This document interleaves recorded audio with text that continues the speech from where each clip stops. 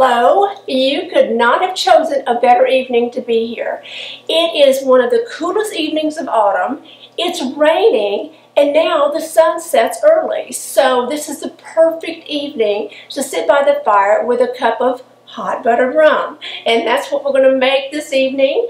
I know that hot buttered rum has been around since the American colonial days, and it was made with all of this rum that was coming out of Jamaica. So I guess they just had to come up with rum drinks, and how they came up with rum and butter, I have no clue. I did look it up. I tried to do some research, and I don't know who thought of it, but it caught on, and apparently it was very popular for a while.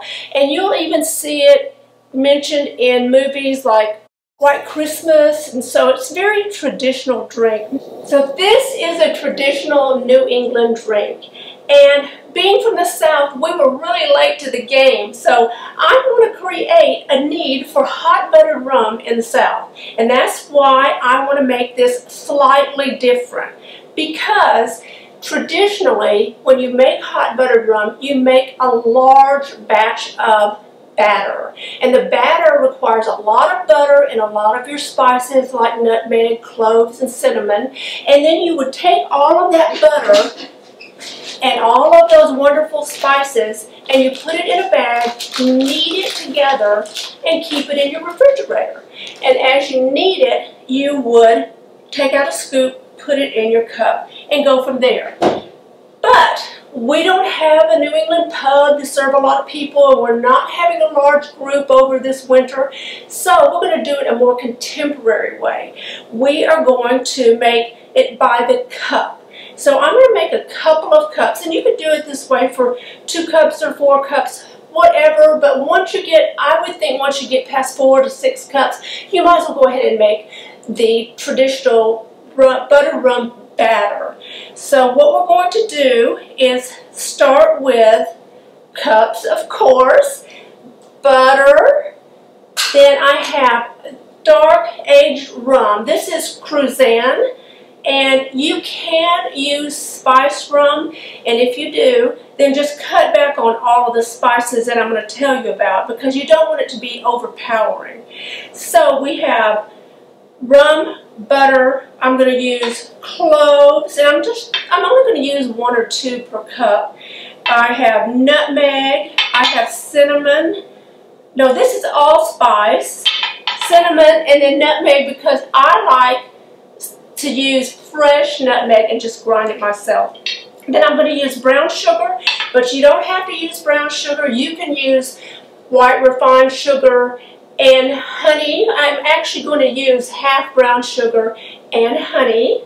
And then if you happen to have it, vanilla sugar. This is Penzeys, and it's vanilla sugar, and it adds an extra layer of flavor. Or if you want to try the vanilla, I would put maybe 1 little drop of vanilla in regular sugar. But you don't want, just like any of the other spices, you don't want to put too much of the vanilla.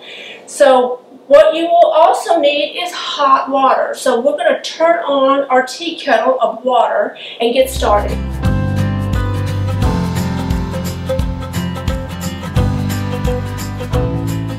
So I have the tea kettle going, and we're going to start with butter. And I'm putting in each cup about a tablespoon of butter. And I have this at room temperature. It doesn't have to be room temperature, however, it makes it much easier to melt.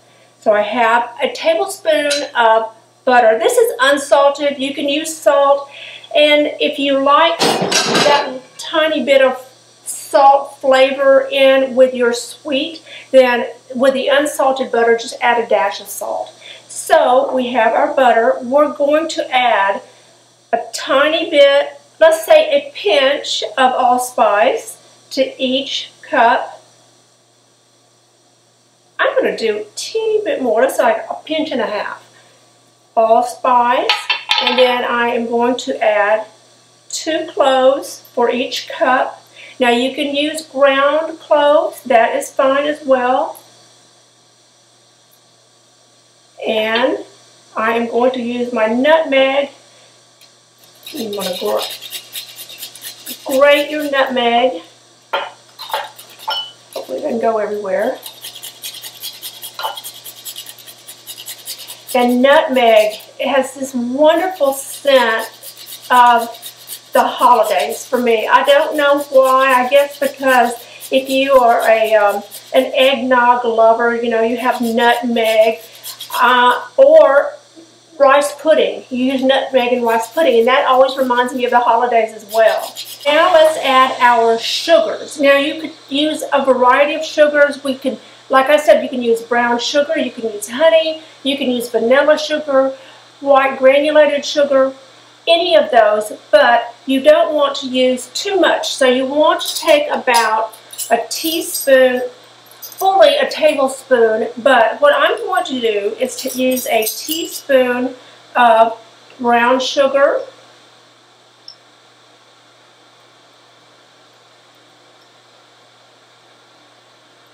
in each cup 1 teaspoon, about, not perfect, but it's fine.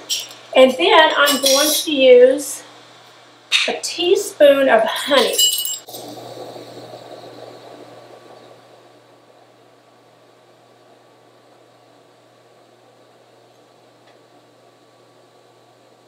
I'm trying to be semi-perfect with my measurements, but it's not going to work out that way. But you can taste it when you're finished, and if you want another little dash of honey or brown sugar or any of the other spices, you can add it at the end. The reason I don't want to overdo it with the spices at the beginning or the sweetener is because when you add hot water to this, those flavors are just going to burst. And there's my tea kettle whistling, but I'm going to let it go for a moment. So we are going to add, because these are such large mugs, I'm going to put 3 ounces of rum and 6 ounces of hot water. However, if you have a smaller cup, then you would want to use 2 ounces of rum, 4 ounces of hot water. So I'm going to start with 3 ounces because, you know, it might be a long evening.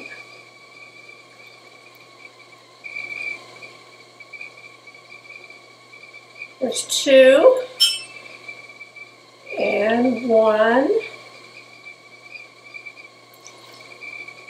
And I'll put 1 here. And then 2.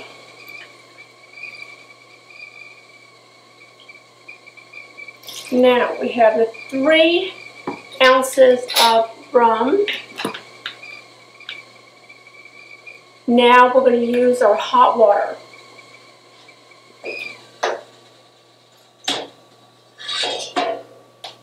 Now I'm not going to measure this perfectly, but remember we have 3 ounces in each cup, and I'm going to use 6 ounces of water. And that butter is already melting. It was soft to begin with.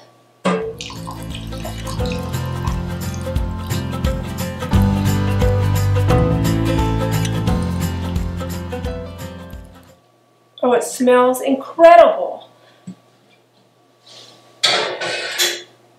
Now we have the tea kettle out of the way, and we are going to stir this. The butter is melted. It smells wonderful because that hot water is bringing out all those flavors, and the cloves and the nutmeg and cinnamon. We're going to stir that in. We're going to use the cinnamon for garnish. Now, if you want to use something else as a garnish, if you're not a cinnamon person, you can use not lemon rind, you can use orange rind. Well, lemon might work too. Never thought of that. But orange rind would be wonderful. You can also put a dollop of whipped cream, or if you're really decadent, you could put a small dollop of ice cream in this. It would be a really creamy flavor. I think I want to go with a traditional flavor. I'm not going to add the creams to it. Now, if you are a real rum lover, you might want to try it several different ways on different evenings, and let me know which one you think is the best. So let's give this a try. Yes, very good. Perfect for Fireside. And I'm going to add a tiny bit of this vanilla sugar that I have. This is a Penzi Spices vanilla sugar, but you can add as much sugar or a sweetener of any kind that you want, or spices that you would like, and make it your own recipe.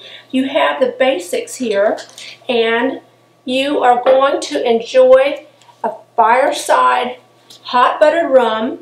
The butter is not greasy. It's not as if, it's more silky. You don't feel it on your lips or like lipstick or anything. It's just really good. Yummy. So here is yours. Enjoy, and I hope you enjoyed this recipe. If you did, give it a thumbs up. And if you're not a subscriber, I would love to have you as a subscriber this autumn, so please tap the subscribe button and follow me on Instagram. Bye!